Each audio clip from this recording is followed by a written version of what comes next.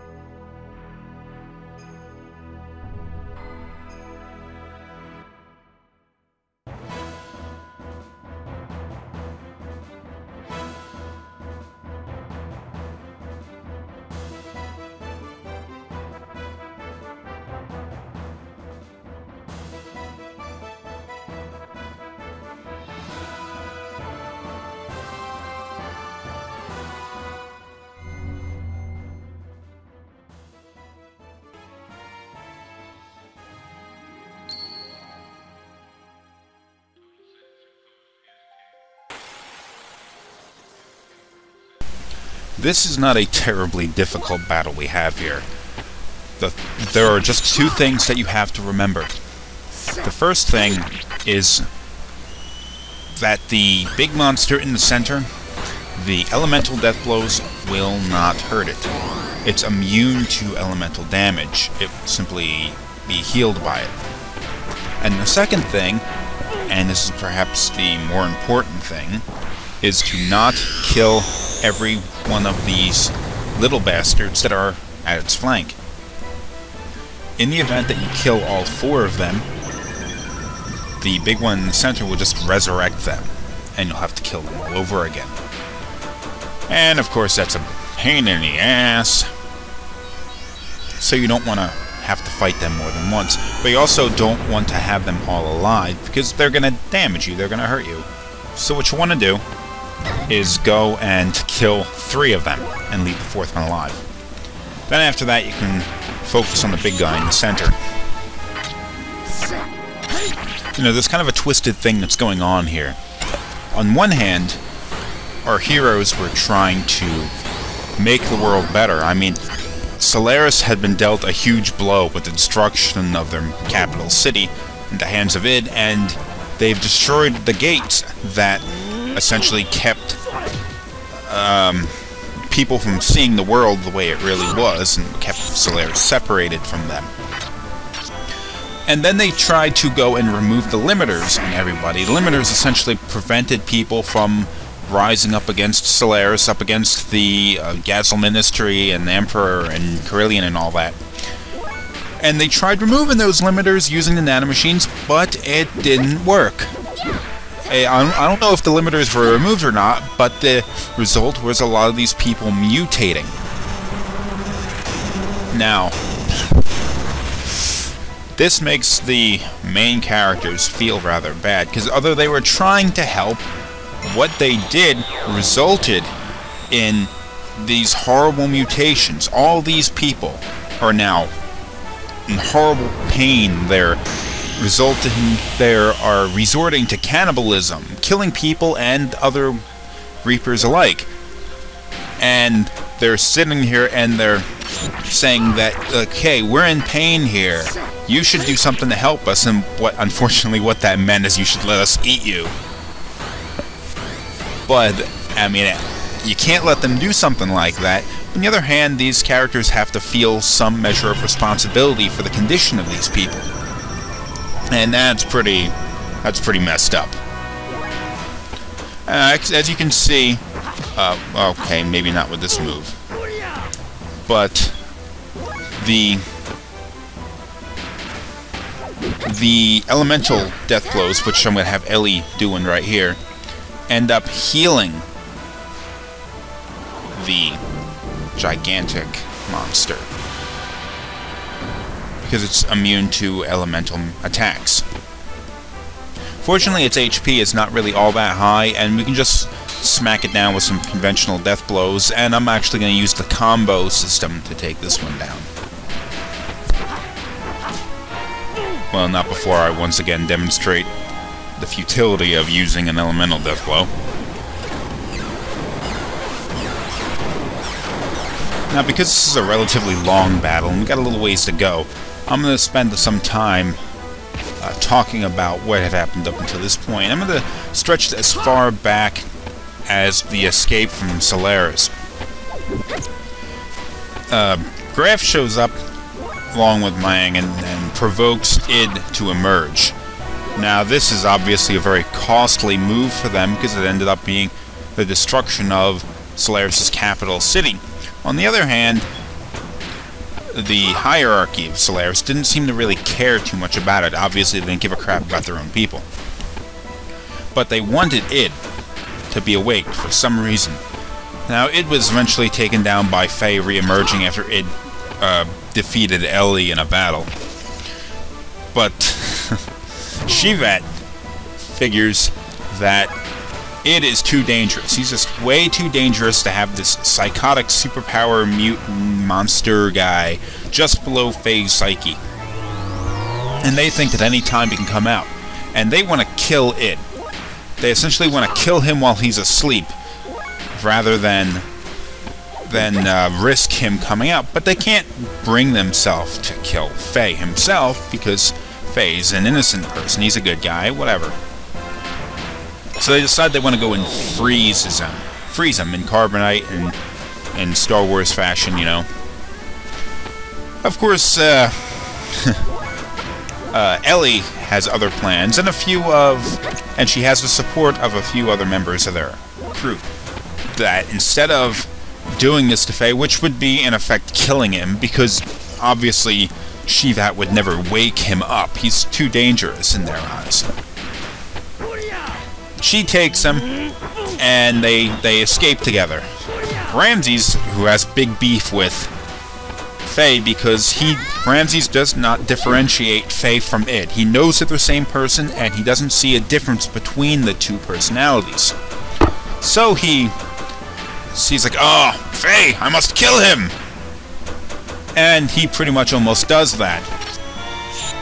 And then Graf, realizing that having some connection to both Faye and Ellie, he takes both of them to Tara, who brings them back to life, nurses them back to health.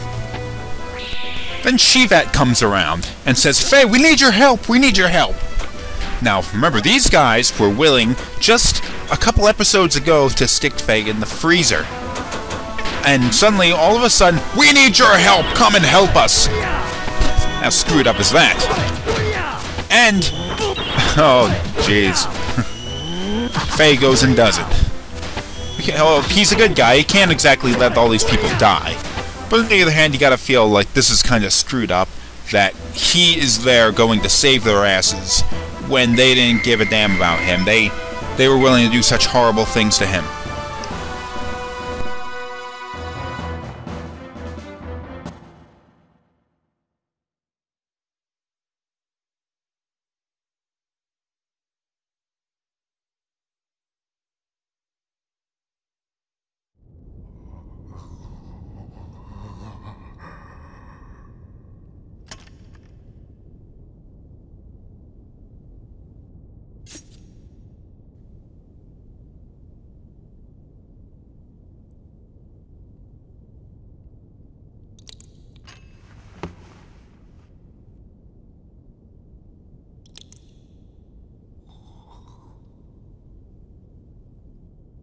I'm sorry. I guess I couldn't help you after all. All I can do for you now is ease your wounds.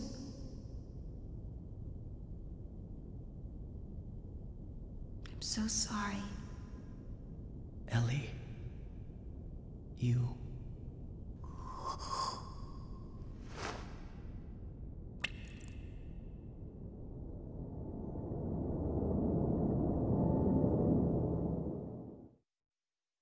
Ellie is a bit of a protective figure, more like a kind of a mother.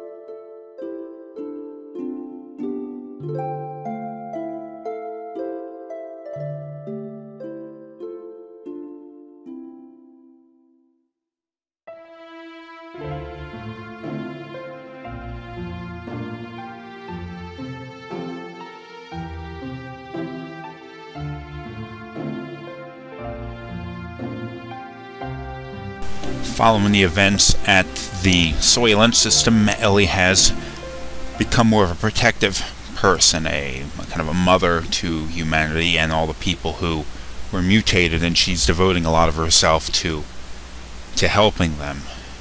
But I'm going to end this episode here. Tune in next time to see what they go and do next.